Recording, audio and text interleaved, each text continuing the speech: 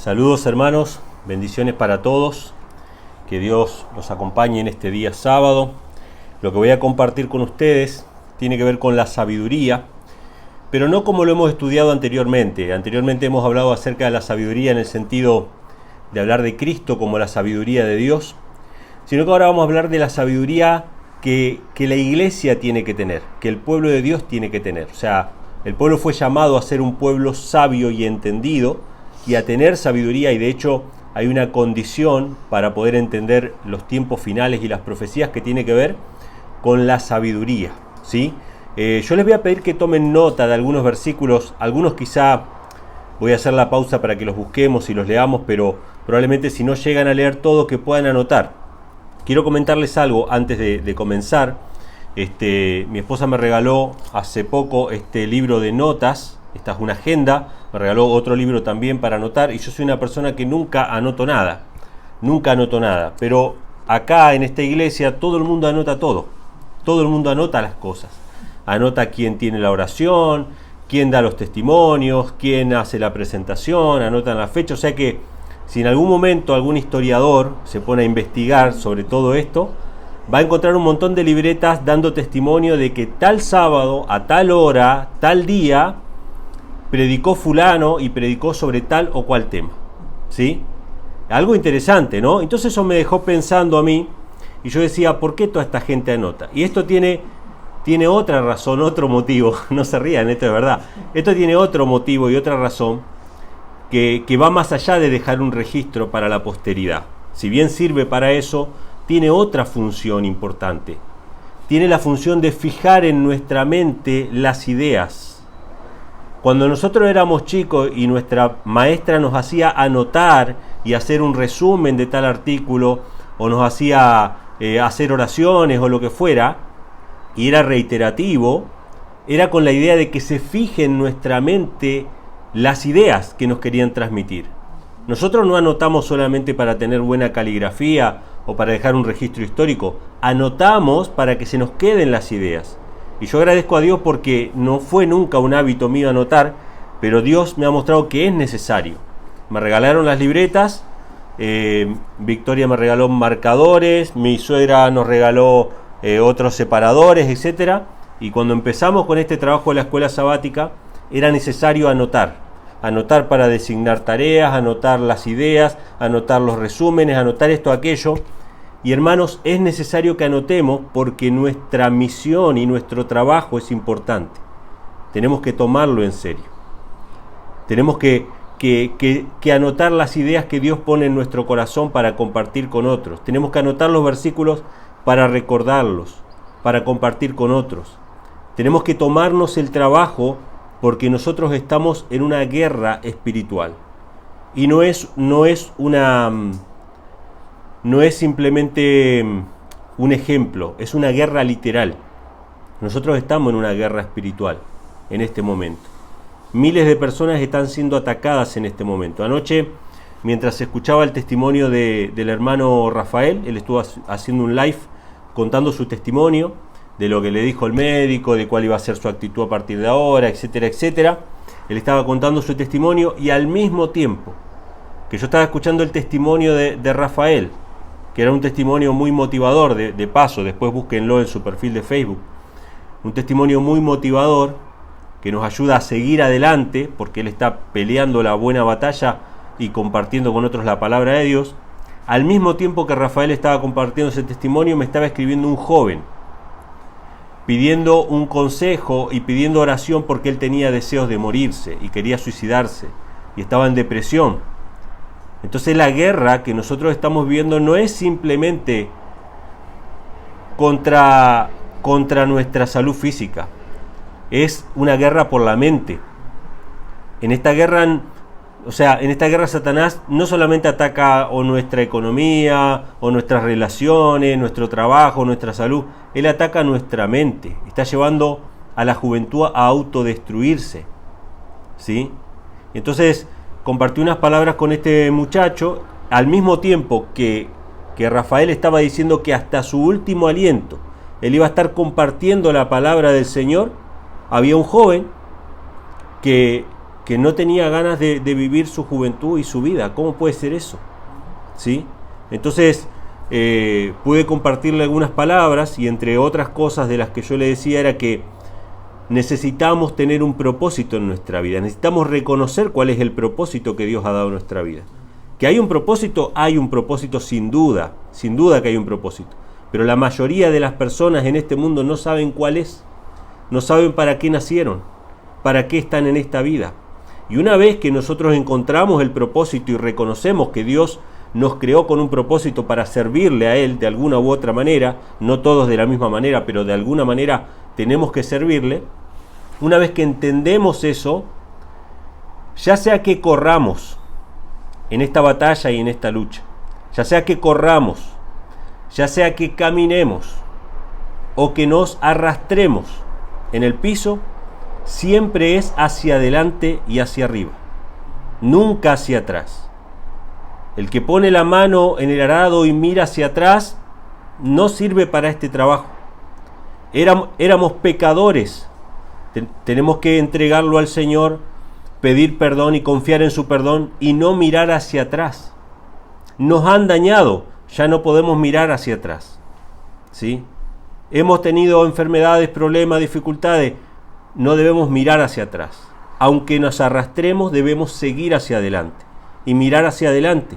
Y hasta nuestro último aliento debemos estar moviendo para todos lados, ¿no?, la espada de la palabra del Señor y luchando la buena batalla de la fe.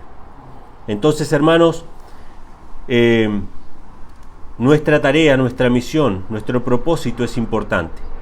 Las almas mueren a nuestro alrededor y necesitamos nosotros servir a Dios hasta nuestro último aliento.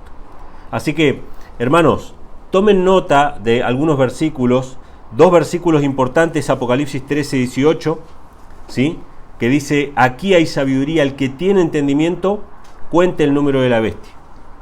O sea, Apocalipsis dice que solamente los que tengan sabiduría van a poder entender la profecía. Lo estoy parafraseando, ¿no? Apocalipsis 17, 9, otro pasaje para anotar: esto es para la mente que tenga sabiduría. Las 7 cabezas son 7 montes sobre los cuales se sienta la mujer. O sea, Apocalipsis nos dice que tenemos que tener sabiduría para comprender la profecía. Sin sabiduría vamos a quedar en tinieblas en cuanto a los eventos que están sucediendo en nuestro mundo. Así que se nos pone la sabiduría como una condición para comprender la palabra del Señor. Ahora, lo que yo quiero presentar en esta mañana tiene que ver con el verdadero concepto de la sabiduría que aparece en la Biblia. En la Biblia la sabiduría no es como la del mundo. En la Biblia no tiene que ver simplemente con memorizar pasajes, con conocer la historia, con saber, todas las historias del Antiguo Testamento, del Nuevo Testamento, poder explicar las profecías. En la Biblia la sabiduría implica más que eso. No digo que no incluye eso, pero implica más que eso. Y hay un principio fundamental en la Biblia que muestra que la sabiduría tiene más que ver con la obediencia que con el conocimiento. ¿Sí? Yo puedo conocer poco, pero si lo practico, soy más sabio que aquel que conoce mucho. Entonces vamos a leer algunos versículos que nos muestran este principio.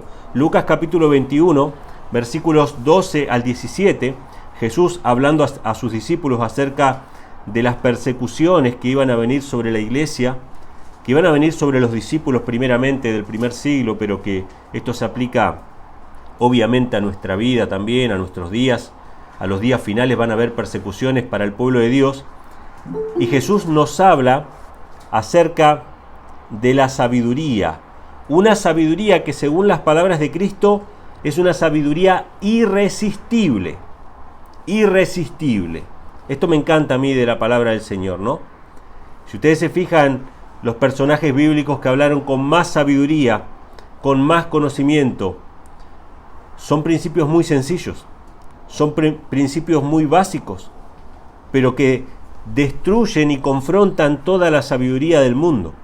Toda la sabiduría humana no puede resistir la sencilla y práctica sabiduría divina.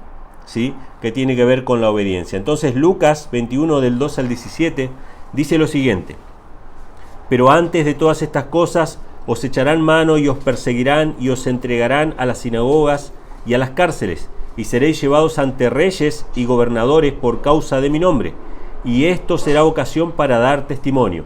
Fíjense qué interesante, ¿no? Dice, ustedes van a ser llevados a la cárcel, delante de reyes y gobernadores, y esto va a ser ocasión para dar testimonio. O sea que tranquilos que esto es parte de la voluntad de Dios. Tranquilos que esto está dentro de los planes, ¿sí? Entonces dice, proponed en vuestros corazones no pensar antes cómo habéis de responder en vuestra defensa, porque yo os daré palabra y sabiduría, la cual no podrán resistir ni contradecir todos los que se opongan. ¡Wow! Dice, no se preocupen por buscar argumentos, artilugios, ¿sí?, rebuscados, filosofía vana del mundo. No se preocupen por todas esas cosas. Yo les voy a dar a ustedes palabra de sabiduría, la cual no podrán resistir ni contradecir los que se opongan. Mas seréis entregados aún por vuestros padres y hermanos y parientes y amigos, y matarán a algunos de vosotros, y seréis aborrecidos de todos por causa de mi nombre. Bueno, Jesús pone, ¿no?, bien clarito a sus seguidores cuáles son las condiciones del Evangelio. Les dice que no es un camino de rosas, que no van a ser aplaudidos, que no van a ser adulados ni nada por el estilo, pero que van a ser perseguidos por causa de su nombre. Pero que no nos preocupemos, porque nos va a dar una sabiduría irresistible, una sabiduría que proviene de parte de Él, ¿sí? Y ahora vamos a ver que esto tiene que ver con la santidad, tiene que ver con la obediencia. ¿Qué es lo que no se puede contradecir? ¿Qué es lo que no se puede resistir ni negar? El cambio de corazón, hermanos. Un argumento se puede rebatir, una idea, un pensamiento, ¿sí?, una argumentación de cualquier tipo se puede rebatir. Pero el cambio en la vida, la santidad en nuestra vida, no se puede rebatir, no se puede contradecir. Ahora vamos a ver cómo se cumplieron estas palabras de Cristo en Hechos de los Apóstoles, capítulo 6, versículos del 2 al 5. Vamos a ver en Hechos de los Apóstoles el cumplimiento de este argumento irresistible y en qué consistió este argumento irresistible de parte de los testigos de Cristo. Hechos 6, versículos del 2 al 5. Esto surgió en la iglesia primitiva. Habían algunos problemas entre los discípulos, entre los seguidores de Cristo, y se encargó a los discípulos que nombraran, o que la iglesia misma nombrara diáconos para servir a las viudas. Hechos 6, versículos del 2 al 5, y acá aparece un personaje que fue un diácono, y vamos a ver cuáles eran sus características. Entonces los 12 convocaron a la multitud de los discípulos y dijeron: no es justo que nosotros dejemos la palabra de Dios para servir a las mesas. Buscad pues, hermanos, de entre vosotros a 7 varones de buen testimonio, llenos del Espíritu Santo y de sabiduría. Fíjense, estos diáconos que fueron elegidos para servir a las mesas eran varones de buen testimonio, Eran hombres que practicaban la piedad, que eran obedientes a la palabra de Dios, eran intachables. Nadie podía decir que ellos mentían, que robaban, que codiciaban, que tuvieron malos tratos con las personas, que fueron irreverentes. Nadie podía decir nada, eran de buen testimonio. Y dice, llenos del Espíritu Santo y de sabiduría.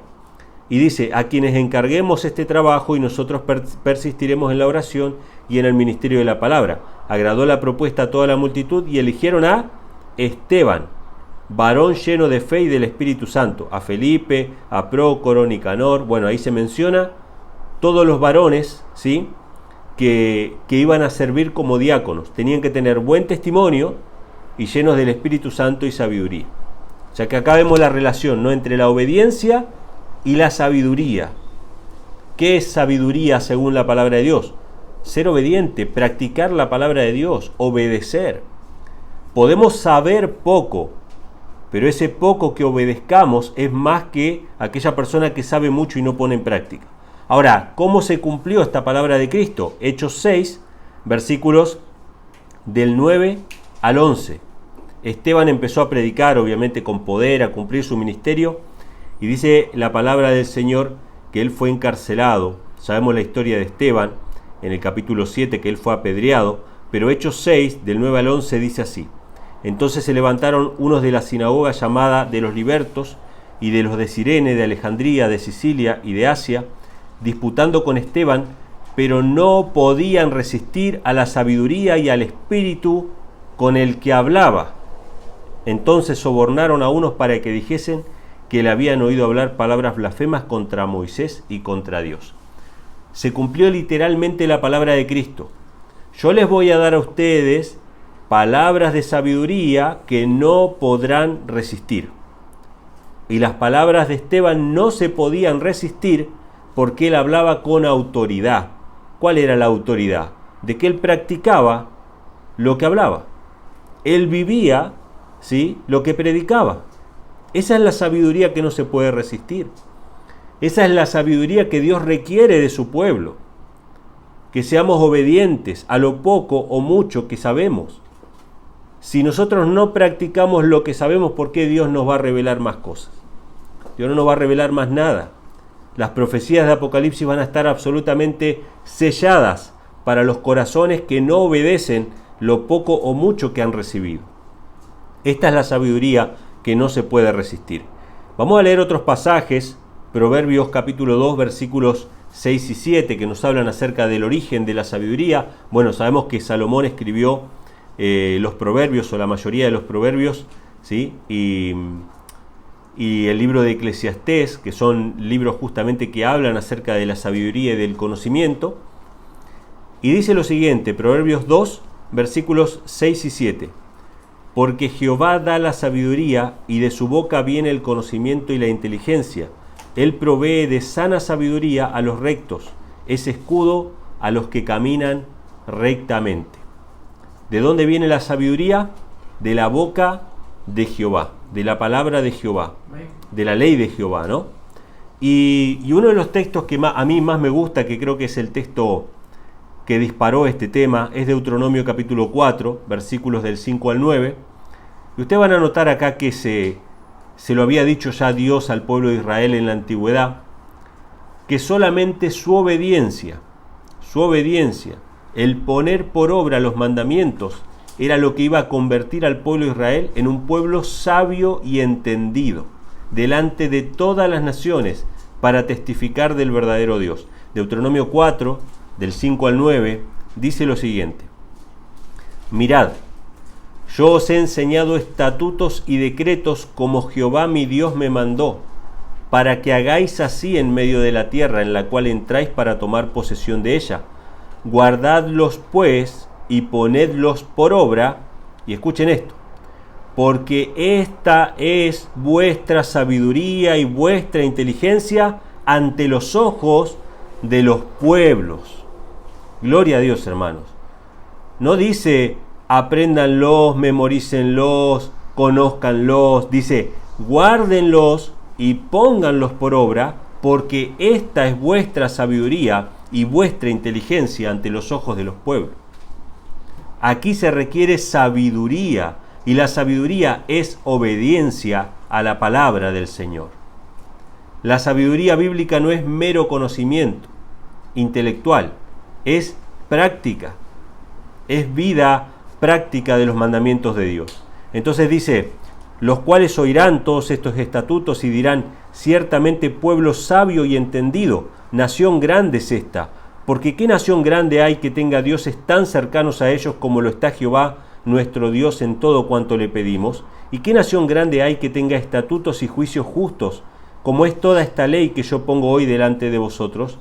Por tanto, guárdate y guarda tu alma con diligencia, para que no te olvides de las cosas que tus ojos han visto, ni se aparten de tu corazón todos los días de tu vida. Antes bien las enseñarás a tus hijos y a los hijos de tus hijos. Tremendo, hermanos. ¿Cuál era la sabiduría del pueblo de Israel? ¿Cuál era la inteligencia? de qué manera los pueblos y las naciones iban a glorificar al Dios de Israel por medio de la obediencia. Si ellos guardaban sus mandamientos y los ponían por obra, ellos iban a testificar de la sabiduría dada por Dios. ¿Sí?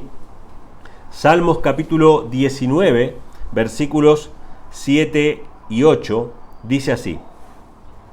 Este texto es muy claro, es muy sencillo, lo hemos cantado varias veces en una alabanza, ¿no? Salmos 19, versículos del 7 al 8. La ley de Jehová es perfecta, y escuchen lo que dice, ¿no? Que convierte el alma, convierte el alma. La ley no es solamente para darnos conocimiento, la ley es para convertir nuestro corazón, para cambiarnos. Si éramos desobedientes, volvernos obedientes. Si teníamos malos hábitos, cambiarlos por buenos hábitos. ¿Sí? La ley de Jehová es perfecta que convierte el alma, y ahora lo va a decir de otra manera. El testimonio de Jehová es fiel que hace sabio al sencillo. ¿Qué es lo que hace sabio al cristiano? ¿Qué es lo que hace sabia a la iglesia, a los creyentes? La conversión, el obedecer la palabra del Señor. Nuevamente acá aparece la ley de Jehová, ¿no? Como la fuente de esa conversión. Dios convierte nuestro corazón, cambia nuestro corazón y de esa manera nos vuelve sabios. Los que éramos sencillos nos vuelve sabios. Dice, los mandamientos de Jehová son rectos que alegran el corazón, y el precepto de Jehová es puro que alumbra los ojos. Fíjense, ¿no? Cuántas bendiciones. Transforma el alma, hace sabio al sencillo, alegra el corazón. Hermanos, yo sé que podemos pasar por momentos de tristeza. Los cristianos no están exentos de pasar por momentos de tristeza. Hasta podemos pasar por un momento de depresión. Podemos. Pero el cristiano no se queda ahí, porque tiene promesas más grandes, tiene un propósito más grande, una misión más importante. Siempre hacia adelante, nunca hacia atrás, ¿sí?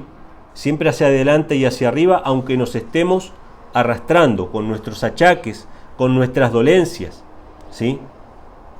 Porque todos tenemos dolencias y achaques. El que dice que no tiene, bueno, es un caso especial, pero todo el mundo tiene achaques y problemas.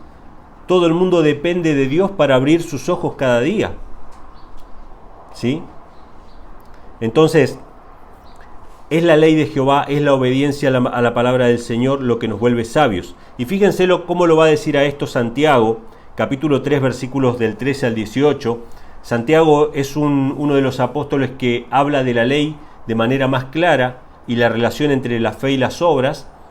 Y en este caso va a mencionar a la obediencia como sabiduría que viene de Dios y al mero conocimiento de los hombres, ¿sí? O al mero conocimiento formal sin obediencia, como una sabiduría humana, terrenal, hasta la llama demoníaca, si no recuerdo mal.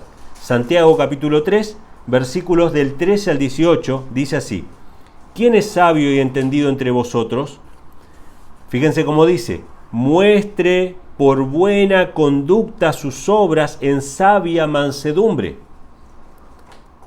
¿Cuál es la sabiduría según Dios? La sabiduría del cristiano bíblico. La buena conducta. ¿Cómo se muestra la sabiduría? En que somos obedientes. No en que sabemos simplemente intelectualmente la información, sino que la ponemos en práctica. Pero si tenéis celos amargos y contención en vuestro corazón, no os jactéis ni mintáis contra la verdad, porque esta sabiduría no es la que desciende de lo alto, sino terrenal, animal y diabólica. Porque donde hay celos y contención, allí hay perturbación y toda obra perversa. Pero la sabiduría que es de lo alto es primeramente pura, después pacífica, amable, benigna, llena de misericordia y de buenos frutos, sin incertidumbre ni hipocresía, y el fruto de justicia es siempre en paz para aquellos que hacen la paz. Bueno, esto es bien clarito, ¿no? ¿Cuál es la sabiduría de Dios? La sabiduría de Dios es la que produce frutos, es la que produce obediencia, un cambio de corazón, buenas obras, buena conducta. Y quisiera terminar con un pasaje que es de la boca de Cristo. Y en este pasaje que está en Juan 7, del versículos 14 al 19, Juan 7, 14 al 19, hay un contraste entre la vida de Cristo, que era la sabiduría encarnada, y los líderes religiosos de aquella época, los fariseos, que tenían muchísimo conocimiento teórico, pero poca práctica de ese conocimiento, poca práctica de esa ley. De hecho, una de las grandes acusaciones de Cristo contra los fariseos era que ellos sabían mucho, conocían mucho, pero practicaban poco y ponían cargas sobre otros que ellos ni con un dedo estaban dispuestos a moverla. Esta era la famosa hipocresía de los fariseos. Entonces, en estos pasajes de Juan 7, 14 al 19, vamos a ver el contraste entre los dos tipos de sabiduría. La que es humana y diabólica, que incluso podemos conocer todo de la Biblia, y ese conocimiento sería simplemente una sabiduría humana y diabólica, y la verdadera sabiduría, que es la práctica de la ley de Dios, que es la obediencia por la fe en Cristo. Juan 7, 14 al 19 dice: Mas a la mitad de la fiesta subió Jesús al templo y enseñaba, y se maravillaban los judíos, diciendo: ¿Cómo sabe este letras sin haber estudiado? Interesante esto, ¿no? Ellos decían: este no tuvo educación formal, sin embargo, tiene sabiduría. Decían ellos, ¿no? No se educó en la facultad, no cogió estudios universitarios, no tiene formación académica, sin embargo, este sabe. ¿Cómo es que sabe sin haber estudiado? Dice, ¿no?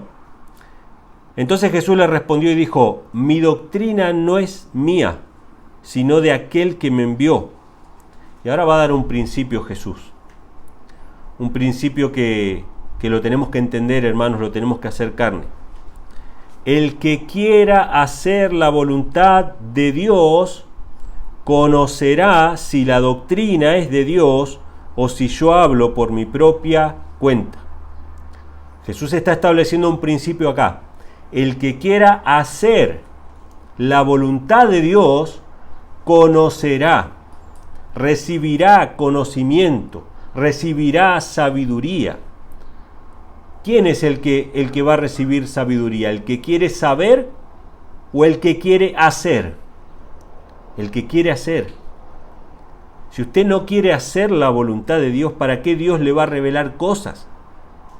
Si usted lo que ya sabe no lo practica. El que quiera hacer la voluntad de Dios, ese es el que conocerá. Y después dice: el que habla de su propia cuenta, su propia gloria busca. Pero el que busca la gloria del que le envió, este es verdadero, y no hay en él injusticia. No os dio Moisés la ley y ninguno de vosotros la cumple. ¿Por qué procuráis matarme? ¿Qué les estaba diciendo Jesús a los fariseos? Que ellos no podían tener sabiduría porque estaban violando la ley de Moisés. Ellos estaban procurando matarle. Y acá tenemos el contraste entre los que sabían mucho de la letra, pero tenían la letra muerta de la ley, porque no la obedecían, porque no lo hacían por la fe, lo hacían para ser vistos por los demás, etcétera, etcétera. Y tenemos el contraste de la sabiduría personificada, de aquel que cumplía perfectamente durante toda su vida la santa ley de Dios. Y aunque no tuvo educación formal y no fue a la universidad, él conocía perfectamente la ley de Dios y la enseñaba de manera magistral, porque la vivía, porque hablaba como el que tiene autoridad, porque tenía una sabiduría irresistible, que nadie podía resistir. Así que, hermanos, busquemos la sabiduría que viene de lo alto. La sabiduría que viene de lo alto tiene que ver con la obediencia. Practiquemos lo poco o mucho que sabemos, y esa sabiduría, hermanos, cuando tengamos que testificar, no va a poder ser resistida por nadie. Así que, hermanos, que Dios les bendiga en este sábado, que puedan pasarlo en compañía del Señor, y esperamos que este tema realmente sea de bendición para cada uno de ustedes.